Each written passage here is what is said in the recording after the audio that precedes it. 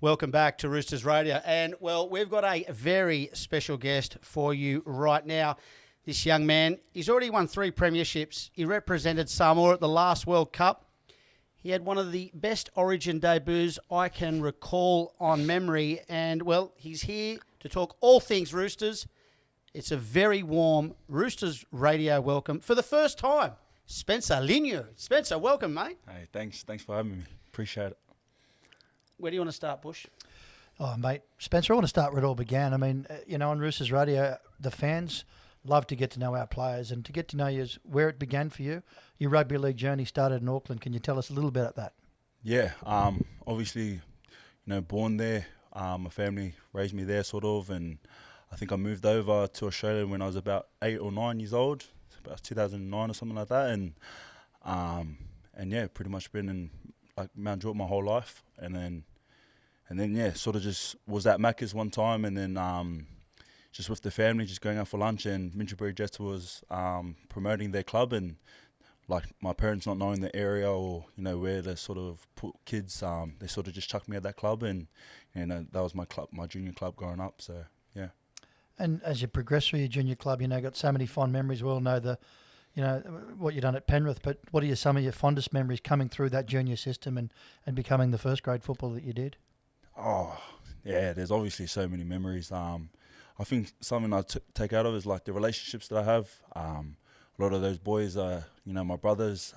They are for life, and, we obviously made a special connection, but not just during the good times. We went through a lot of bad times together, and that's what makes our sort of relationship so special. And yeah, we still talk to each other to this day, every single day, and catch up with their kids and stuff like that. So yeah, it's just I would say just the relationships with the boys. So yeah. Spencer, just touch on Minchinbury Jets. Did you have if you look back, was there a one coach that stands out? Was a mentor? What about some of the players you played with as a young player coming through? Yeah, that's a difficult one, to be honest. I'd have to say sort of Benny Harden. He was a big one for me, sort of coming through the grades. Just a good guy, and he just wanted the best for all the boys, and he got us in for massages when we were just kids and stuff like that. And yeah, I'll probably say him, and yeah, I don't know, sort of playing up against Critter as well. Yeah. He's sort of same age, went to the same school. And played against each other at times, and I remember, I've told this story many times, but I remember in the grand final, we played the grand final together, Minchinbury Jets, and he was playing for St. Clair, and I think SG Ball trials was maybe a week or two later, and got into a bit of a scuffle at the end, and I was sort of just holding him back, and I was my grip was wearing out because of he was so angry at that time. I was just we've got bigger and better things to worry about, and seeing where he is now, I feel like I should be compensated for, his contract he has right now. So. who got the W that day? Oh, we did, yeah. yeah. So, mate, I want to talk about, because I know you're passionate about where you grew up in and around Mount Druitt. And look, we grew up in Bondi, mate. I can count on one hand how many times I went to Mount Druitt. I think we stopped there once, Bush, when we were kids, because Australia's Wonderland was somewhere out there. Sure and did. There was the waterworks as well. I don't know if you remember those places, Spencer, but rough area, right? Yep. What was it like growing up around there? I don't know. It's sort of hard to explain. It was fun. Obviously, we all had our struggles, and I think that's what sort of makes our area so special. We're so tight knit. Everyone sort of struggled the same, and that's why we're sort of just grateful for what we had, and to see where the area is now. Back in the days, obviously had a bad sort of stigma, I think the word is, about it, but sort of back then was if you good at playing footy, that was just sort of your only avenue out of the area. Otherwise, you would just go through obviously a bad path. But now there's different avenues for all those younger kids to look up to. There's small businesses, there's rappers, there's singers. So there's a lot of avenues to get out of a rough area, and I think that's what I'm most proud of. Just seeing that so many avenues where kids can sort of aspire to be. They've got more options now, and obviously now being someone who come from there, just want to sort of inspire those kids that with a little bit of hard work, you can make it out. So good on you, mate. Spencer, how important is the influence of family? I know how big you are on family, and And it's not just the avenues and being a good footballer. It's having not just good coaches, but amazing family members, which you do have. And, you're so proud of that. How important is the influence of your family on how you've become? Yeah, it's honestly like that's it for me. Like, I wouldn't be who I am, as a person or, as a footy player without my family. And, sort of just all credit is towards them, like what my parents did, moving us over, to Australia for a better opportunity, and, just all the sacrifices. Like, it's pretty cliche, but like, I've got to give a lot of credit to my parents, and obviously I wouldn't be here without them. So. And brothers and sister and everything else in the family, who's your favourite? I'll hear it here first. Yeah, I don't know. I'll have to say my older brother, because I don't know. He's my best man at the end of the year. So, I love all my siblings. Of course. So. Was backyard footy big in the Leniu house, mate, growing up? Yeah, that was sort of a big thing, sort of growing up. Like, everyone in the area sort of just like used to just play touch footy on the road, Yes. and sort of everyone would just come out just seeing us play, and then everyone would just come in and filter in and, try to do our Benji Marshall flick passes and all that kind of stuff and run each other over. But, 100% that was a massive thing. And I think that's just what, brought us closer together and made our love for footy that much bigger. Well, growing up, you're obviously a Panthers fan, being from the area growing up. But were there any other footballers, or was someone that you based your game on or thought, geez, I love the way he plays? Or who was your favourite player? Yeah, to be honest, Warriors was my Really? my team. Yeah, obviously just being born in New Zealand, and they still like support them to this day. Like, obviously when we play, it's game on. But Warriors always have a special place in my heart. But in terms of sort of looking up to someone, I'm not too sure. I'll say probably Sonny Bill or Sam Burgess. Sam Burgess is the big one for me, and just how aggressive he was. He's sort of like my type of game style, and I just love how aggressive he was and how he sort of protected his players, and yeah. It makes sense when you say that, Spencer. There's no secret you've had an amazing short career. You debuted in 2019, and then obviously 3 premierships. Which is, one player. A player would like to win 1, but to have 3 so early in your career, you must pinch yourself. But you come to the club, and then you find yourself. I think you're actually first night. Did you have to sleep here behind you in the Allianz Stadium? Yeah. I don't think the fans would really know much about that. So, tell the story, mate. Obviously, you were an ambassador for the NRL over in the States, building up the game for the NRL when we went to Vegas. You fly home and you sleep out on the main pitch there. Tell us about that. Yeah, that's a whole story and a half, to be honest. Sort of like, I went up there, obviously trying to promote the game in Vegas, and I was supposed to come on the Thursday, have Friday off, and then stay here on the Saturday with army camp or whatever like that. And then my flight got cancelled on the Wednesday, so I had to stay overnight on the Thursday in San Francisco.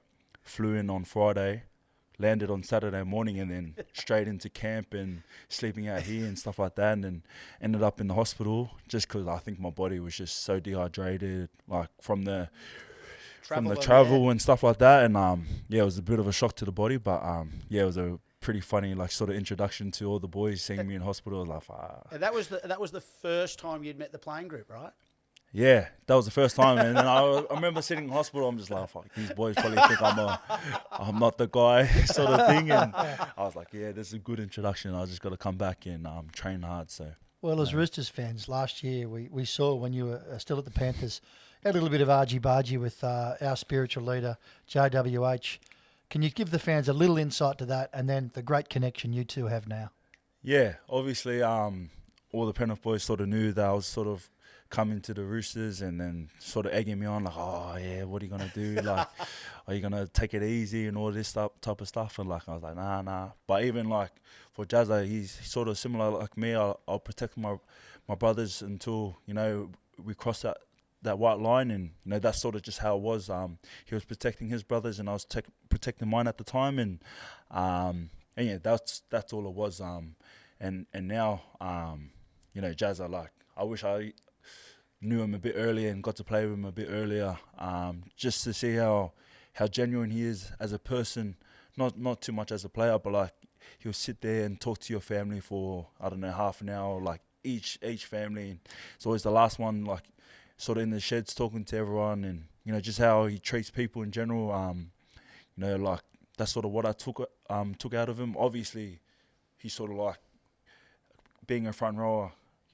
You know, Jazza's who you look up to. You know, He's the benchmark, eh? he literally is. To do it for so long, for how long as he's done it for now, and you know, seeing all the milestones that he's sort of achieving now is just like it's pretty inspirational, honestly. And obviously, being a bit older and seeing how he goes about his work still is, yeah, like I said, is really inspiring. Yeah, and we were inspired as fans because we didn't realise how religious he was when he tried to baptise you with that holy water. So that was cool. I thought, wow, you know? Yeah, He's a man of the cloth. Yeah. I remember everyone like sort of messaging me like, "Oh, he just sprayed water in your face." But at the time, I honestly didn't even know he sprayed water at me and threw a bottle or whatever. It was just, yeah, we both all just seen red, and yeah, just that was it. But I think as rugby league fans, everyone just loves not only the banter but the battle, but also the respect. You could see there was respect, and you know, respectfully saying to you, you could see it's the young bull, if we can say that, and the old bull, and it's so nice to see because it's like, and then you're coming here, so you know, as fans, it's really nice to hear you have that great connection, and we can see that on the field in the few games you played. Yeah. Just on the relationship between you and Jared, obviously leaving the club at the end of the year, but what's he been able to share with you? What information or what skill set has he been able to share in the short time that you've been together? Yeah, honestly, it's like I feel like I've been with him like for so many years, Really? just in the short time that I've been here. But I think he sort of just has that like aura about him that you sort of just don't want to let him down, and you know, his impact on the group. That's sort of just what I sort of want to take out of like what he has. You know, when he's around, you can really feel his presence, and like I touched on before, just how genuine he is as a person. You know, when you see his genuineness and stuff like that, it really makes you want to play for him and you know, not let him down. So it's funny you say that because as fans, we sense his presence on the field from up here in the grandstands, but as a player, we know that if he's injured or suspended or whatever it may be, it feels like that intensity level of the playing group drops. And we've asked Victor and we've asked players this over a number of years, but he brings something, like we call him the spiritual leader, because he taps into something within the playing group that they go that extra mile, or that they'll do that 1%er. It's fascinating as fans watching that. So to hear you say that he actually draws something out of you, it's a special. I don't know what it is. There's an energy, and Yeah. and mate Spence, as fans, I think you carry that same energy. So it's exciting for us to know that he's moving on to the UK, which, you know, with the blessing of all the Roosters fans, he can do no more and drifting off. But then moving into that role as yourself and Lindsay and some of the other leaders. So I think that's a perfect segue because I wrote a note here, and you just actually mentioned it a couple of minutes ago, Spencer. White line fever. Now, you're a pretty placid bloke, you know, pretty quiet, shy, unassuming, but once you run onto that field, mate, my God, you come off the back fence. Where does that come from? Because, I mean, we'll talk about your Origin debut in a moment, but every time you get on that field, it's the leg drive, it's the collision, it's everything. You do everything at 110 miles an hour, and as fans, we love it. And it's the cheeky smile if it's that. There you go. And there's more if you want. And a bit of lip service too. Doesn't want to chat. Where does that come from, mate? yeah, honestly, I really don't know. Sort of just cross that as soon as I'm past that white line, it's just a sort of different person comes out, and like I said before, I just don't want to let anyone down. You know, obviously playing that bench role, it inspires me seeing the boys go about their work in that first sort of 20, 25 minutes. And, you know, I have a pretty short stint when I come on, so I'm just like, you know, if they put in all that work, you know, I have no choice but to give it 100%. And yeah, I honestly don't know. And I have to go back to my parents, you know, just seeing everything that they've done for me, obviously my partner as well, all the things that everyone's sacrificed for me to get where I am. There's no reason why I can't just give it 100%. So I have to. Do you think about that in the dressing room? Do those thoughts come into your mind, like before you're running out? Does that stuff actually enter your mind that there's people there that have sacrificed so much for you, and you repay them by stepping over people and bashing them you're like smashing them in defence, like no, bashing him was correct. But I think it's fascinating just from a fan's point of view that's this kind of stuff that you think about. We don't know what goes on in players' minds before they run out on the field, and that's excitement. Like when the lights come up and the fireworks go off and everyone's just ready to go.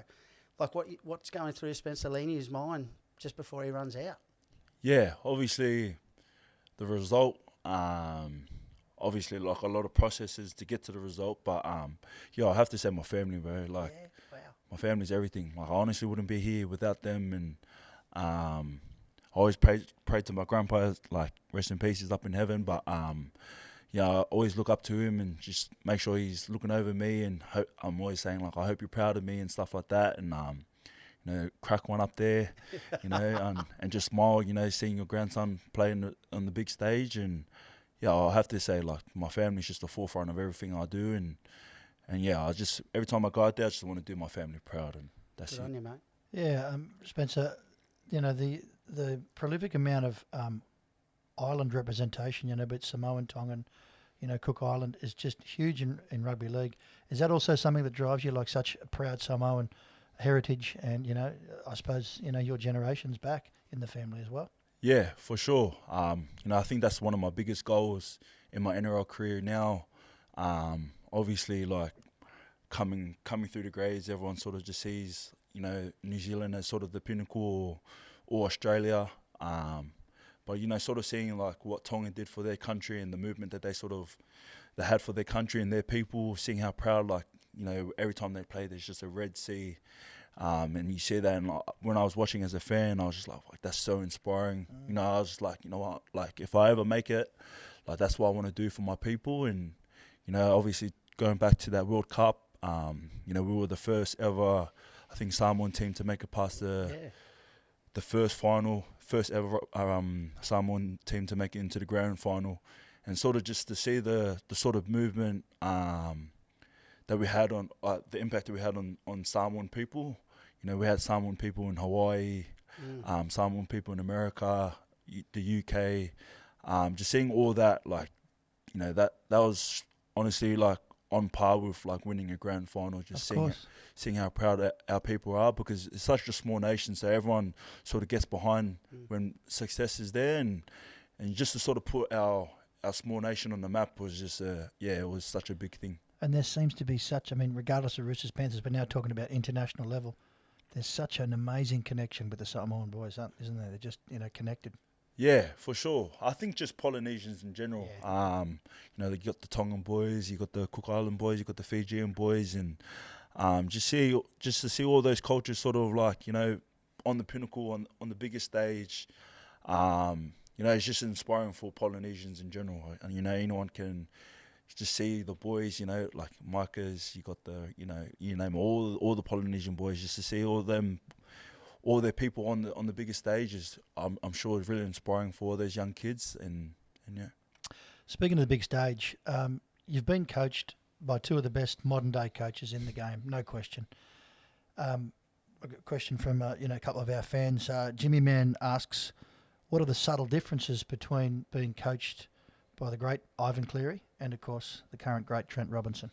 Yeah, that's a hard question, eh? I sort of don't really think about that type of stuff, but I don't know. I feel like I don't know how to answer that question. Ivan's like a bit more tame, like to himself, keeps his emotions to himself. You know, the sort of last couple of years, he sort of opened up a bit more, and but he's a lot more, keeps his emotions to himself. Whereas maybe Robbo's a bit more spiritual, likes all that type of stuff, and, you know, he's really passionate about, you know, the boys. Not that Ivan's not, but like I don't know. I'll say So it sounds like they're quite similar then, are they? Yeah, I would say they're actually pretty similar. And you know that if Nick Politis would allow it, Robbo would have white dreadlocks. If he'd allow it, because that's how spiritual we think he is. Yeah, Which is good, because he's different, right? He gets in, I suppose, man on man. You know, they talk about the great man managers in Wayne Bennett and stuff. They also say that Trent Robinson and Ivan Cleary have this ability to talk to a group, inspire the group, and then talk to an individual. How do you see the subtle differences there?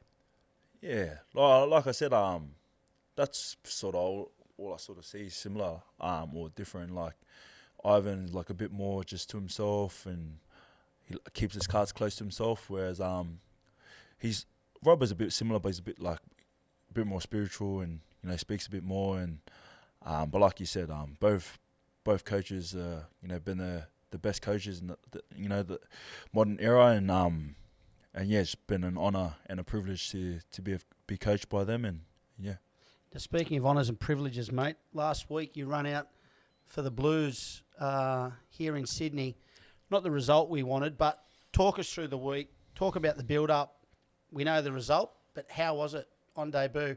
I think it's fair to say, we spoke about this prior to you coming here, from a debutant, the impact that you had on that game was unbelievable. But how was it for you? Yeah, honestly, it was so unreal. I still sort of like speechless about what sort of happened. Don't really believe it. I don't know. Like maybe when I'm, later in my career, I can sort of reflect upon it and be proud of it. But at the present moment, like I don't know, it was obviously such an honour to put my family name on my back and represent them on the highest level. That was probably the most proudest moment. One of the most proudest moments is to see my family there and how proud my mum and dad were. Like my mum was crying after the game and stuff, and for her to like present my jersey. I used to have those chats with my mum and my dad when we were younger. Like, just imagine if this was, if I was going to be on that, have that sky blue jersey on my back and have our last name there, and yeah, I think it was funny because someone asked me earlier, like, do you deserve to be there? And I was just sort of like, looked at him and I was like, probably not, and for me personally, like obviously threw my name through the dirt a little bit early in the year, but like I said to him, like, but my parents deserve it.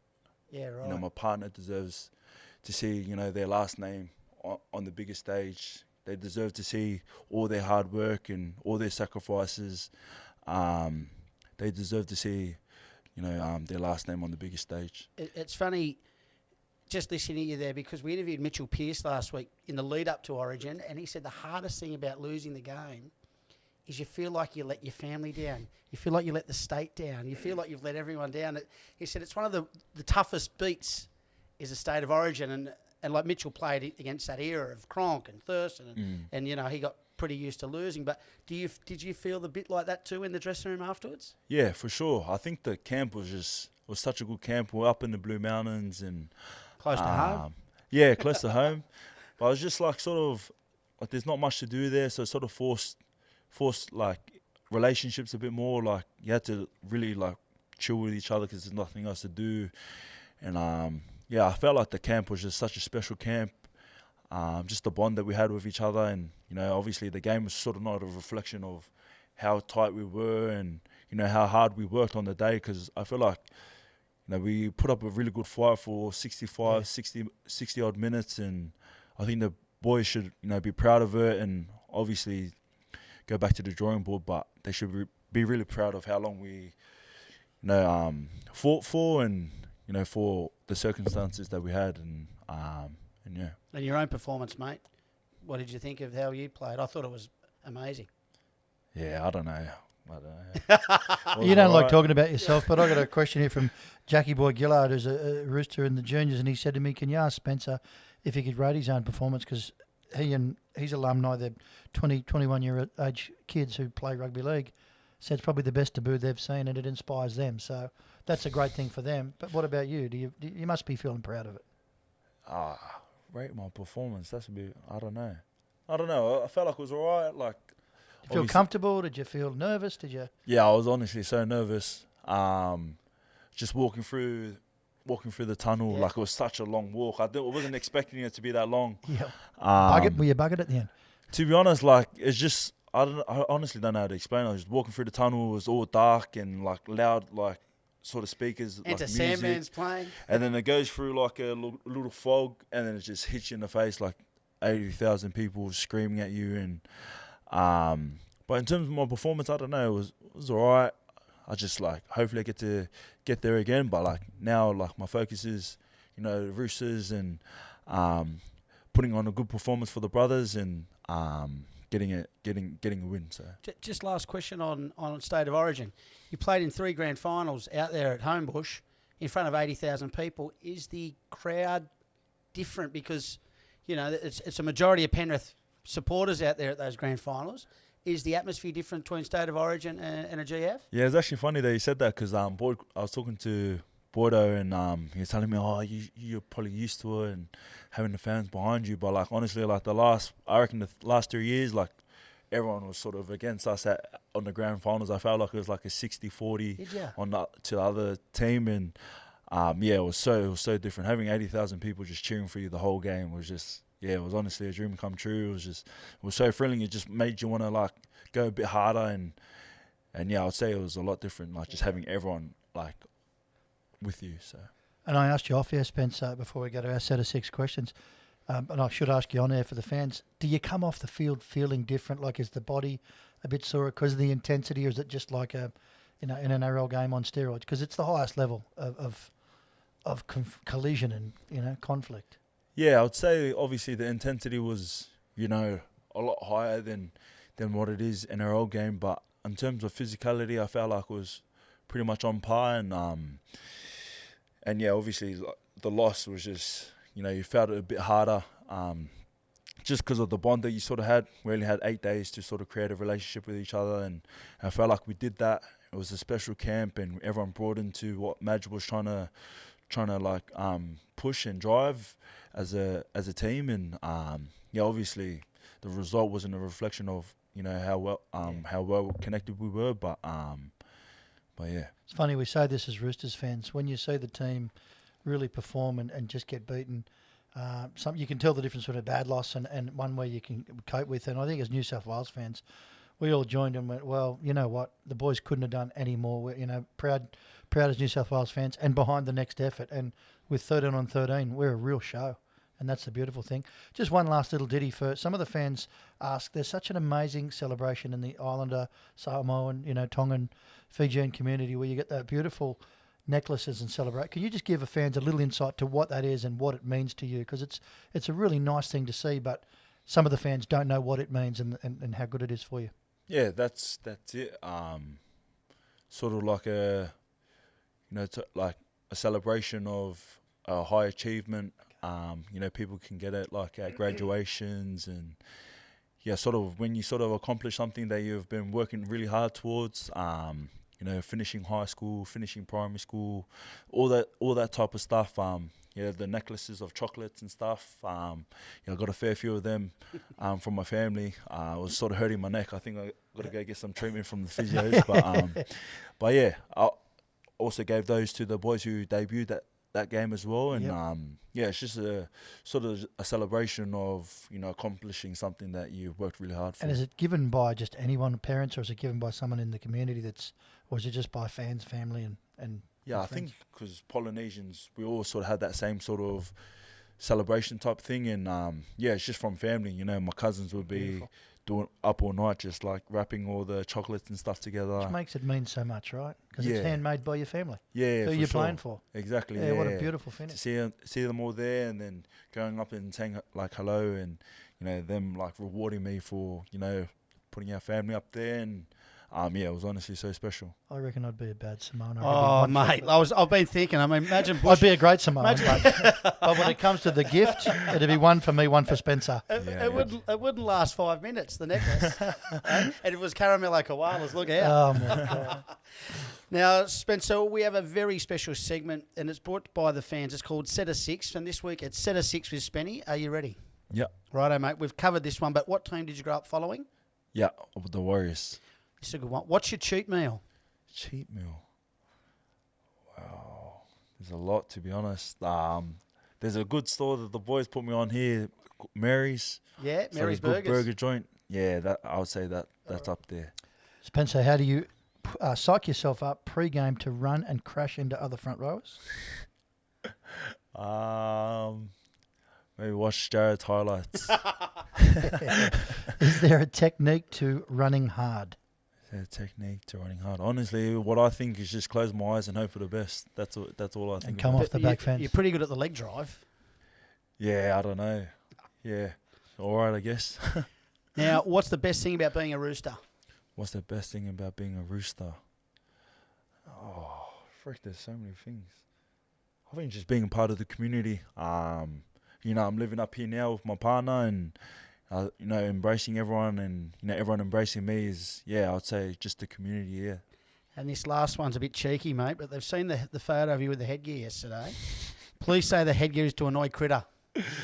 Yeah, honestly, like I think he's getting paid too. So I was like, if I chuck on the headgear, hopefully get a sponsorship or something like that. But nah, it was just all a bit of fun, boost the morale in the group, and I don't think anyone can see a front rower run out there with a headgear. So I don't think I'll be running out there anytime soon with a headgear. Now, Spencer, before we talk about Parramatta, it's worth noting. We just learnt this that.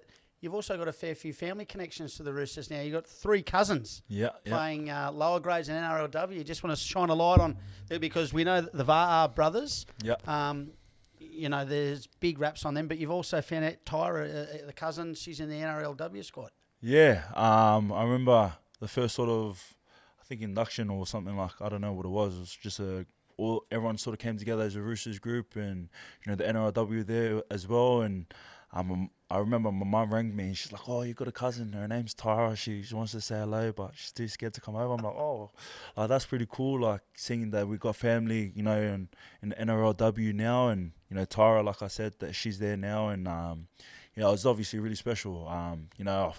Being new to this club and to know that you got family here is a bit comforting and obviously really special. And like you guys said before, the Waeraa boys, De La Salle and Xavier, they've been ripping and tearing in pre-season. They're young boys, big boys, and they've got a massive future ahead of them. So I'm excited that I can be along their ride and their journey and try to help them as much as I can to try to reach their dreams. So good on you. Yeah, it's really cool. And just on NRLW, we're huge fans here on Roosters Radio, and as the season is about to start after Origin, we'll get the girls on. But how good is it? How good's the standard, and how good is it to watch the girls play the way they play? Yeah, it's obviously really special. I've got little cousins that inspired by those girls, and hopefully have a dream of representing their family in the NRLW, and obviously just see the product and how it is now. It's it's unreal, and I'm so stoked for those girls because they deserve it. They put their bodies on the line every single week like the boys do, and they deserve everything. So it's not a true word spoken. It's just progressed so much. Yeah. Now, Spencer, Saturday night out there at CommBank Stadium, we're taking on the Parramatta Eels. They went in a nail biter on Monday to the Bulldogs. Short turnaround for the Eels. We've got them at a good time. What are you looking forward to about taking on the Eels this weekend, mate? Yeah, honestly, I look forward to playing the Eels every single time. Obviously, coming from Penrith, that was our biggest rivalry, playing against Para and the Battle of the West. And from young, that was it, the Battle of the West. When are we playing Para?